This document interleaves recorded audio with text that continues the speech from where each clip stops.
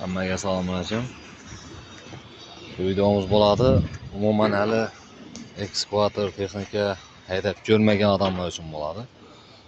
Ekskavatorning bu holatini e'tibor bermaysizlar. Bugun bo'ldi.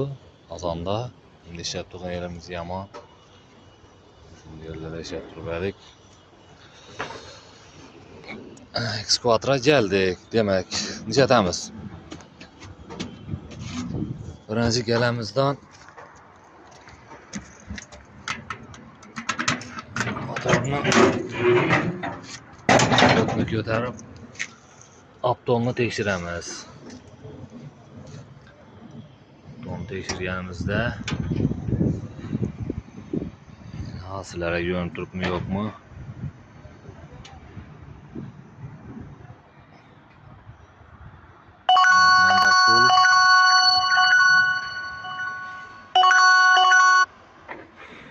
Full demek aptonumuz bor, polniy.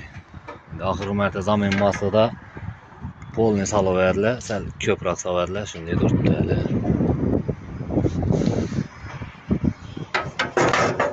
Birinchi shu aptonni tekshirdik. Aptonumuz bor. Endi toza texnika, meniki 1 yil ham bo'lmadi. Buni haftada bir, oyda bir emas, haftada bir tekshirsanglar ham bo'ladi. Lekin agar ko'na traktor minadigan odamlar bo'lsa, har kuni tekshirishni tavsiya etib qolaman. Ko'na texnika deylar. Pavorotnik nimasini ham tekshirishi shart. Demak, toza bo'lgandan so'ng hali hech qanday motor ham aptolaymaydi, meshari kamaytirmaydi. Mana shunday. Endi kimlardir massa ajratib qo'yadi. Ben özüm ajratmayman massani. Kimlardir ajratib qo'yadi, ko'na texnikalarda. Massa ajratilgan yana. Bundan nöle qarasa ajratiladi, birda tursa qo'shiladi. Mabodo shart narsa emas lekin.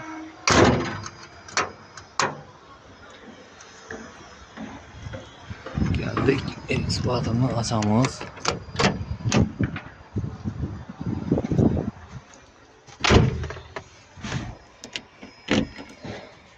Qo'shib 1-2 sekund turish kerak. 1-2 sekund emas, 5-6 sekund. Odam bilan yoqqanda meniki yonmaydi, shuning uchun yoqamiz. Bu rechakimiz qo'shilib qolsa, mabodo bir yerga borsanglar, yonmaydi ekskavator.